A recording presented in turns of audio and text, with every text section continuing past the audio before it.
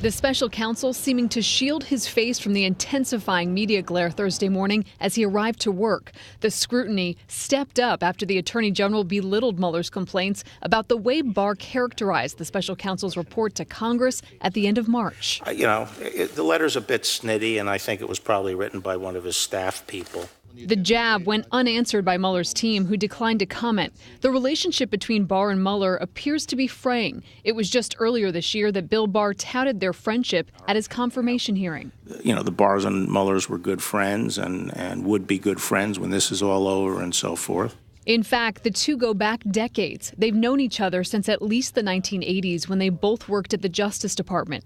Barr was Deputy Attorney General. Mueller was in charge of the department's criminal division. I have known Bob Mueller for 30 years. We worked closely together throughout my previous tenure at the Department of Justice. We've been friends since, and I have the utmost respect for Bob and his distinguished record of public service. Their relationship extended beyond the office. Their wives went to Bible study together. The Barrs and Muellers have attended each other's children's weddings. But Barr's close friendship with the man probing the president reportedly caught Trump off guard. Sources say the president complained to aides that he was unaware just how close the special counsel and his attorney general pick were. In January, Bill Barr even rebuffed the president's favorite phrase to defend Mueller's nearly 2-year investigation. I don't believe Mr. Mueller would be involved in a witch hunt. But lately, Barr's tone has seemed to shift. Do you believe that the investigation that Director Mueller undertook was a witch hunt or illegal, as been asserted by the president? It really depends on where you're sitting. Barr criticized Mueller yesterday for not coming to a complete conclusion on obstruction.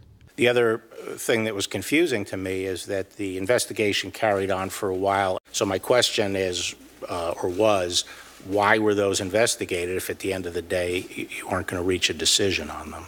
Their differences in legal and public relations strategy now on full display. Mueller wrote 2 letters to the Attorney General in late March, telling Barr his 4-page letter to Congress did not fully capture the context, nature, and substance of the office's work and conclusions. I said, Bob, what's with the letter? Why don't you just pick up the phone and call me if there's an issue? All right, you all know the players here more than anyone. David Priest, let me start with you because we're still awaiting confirmation from Mueller, on this date last night. Right. Mary Gay Scanlon was on the show. She was definitive it was May 15th. Now there's questions, will it or won't it? So what's Mueller going to do if he does appear?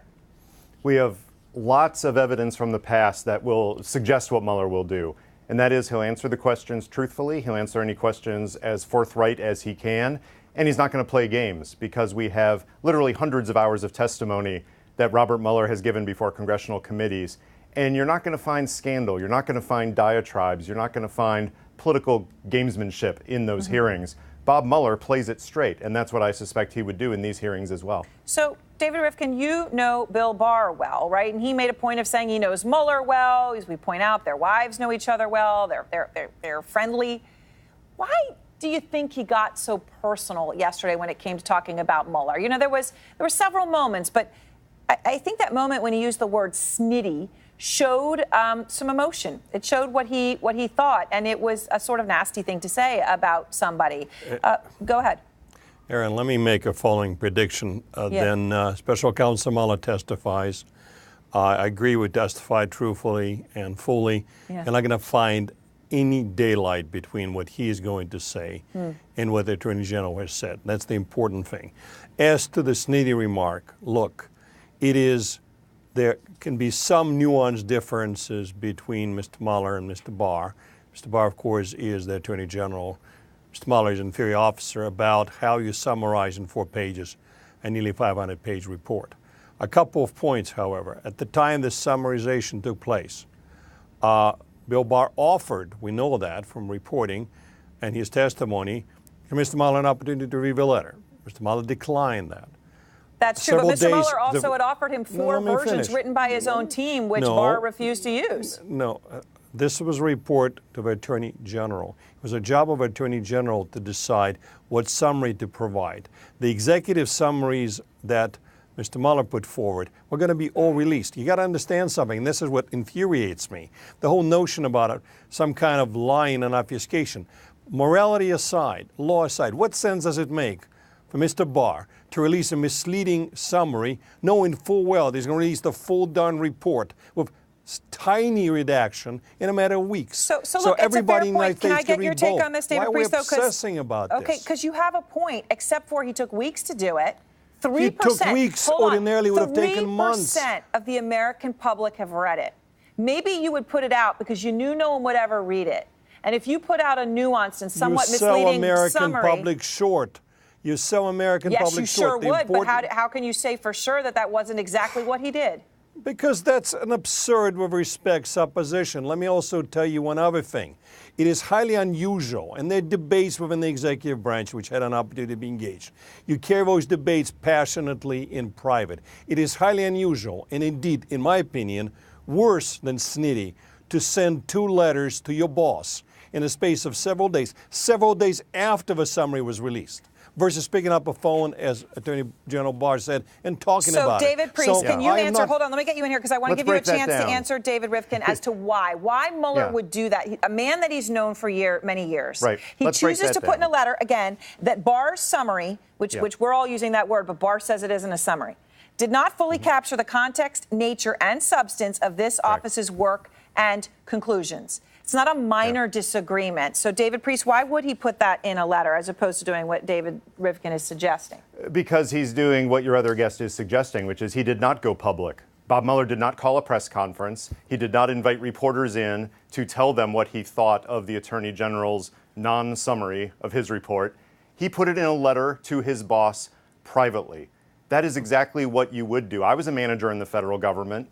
If one of my subordinates thought that I was doing something that was improper with their work, would I want them to ignore it? No. A good manager would want that person, a person of duty and responsibility, to come forward and say, boss, here's how I think you're misrepresenting this. Here's what I think you're doing wrong. And I would want that person to do so in private. That is exactly what Bob Mueller did by giving the Attorney General a chance to revisit the summary that he prepared when he said, I don't think this accurately characterizes the nature of what we did.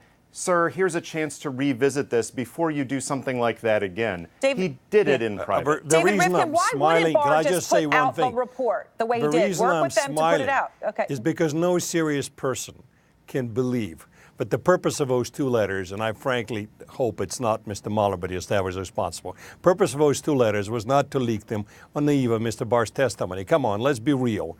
That's not how you carry out the debates. Didn't write those letters, that he signed something that his staff prepared and he doesn't own up to it? I'm trying to be charitable to him, quite frankly. I believe he was pressured into doing this by his staff. I said in many debates at the highest level of government where people yelled at each other because they disagree. Whenever you try to give a sense of what a 400-plus page report says in 4 pages, reasonable people can disagree about it. Well, then he shouldn't have done it. Here. I'm sorry, but it comes back to the certain point that he just shouldn't have done it. No, but you don't put something out that may not be accurate and wait 3 weeks to put the real thing out when you know no one's going to read the real thing. Let me tell you one thing, for sure. If he waited for weeks to release the full report with proper redactions, you and others in the media would have been screaming for his head. Let us do it, and then we would have had the whole report and made up our own minds instead of having him color the public's perception. He did his best to release a short summary as he understood the report, and then very quickly, faster than ever in our history, he released the whole darn report with minimum redactions.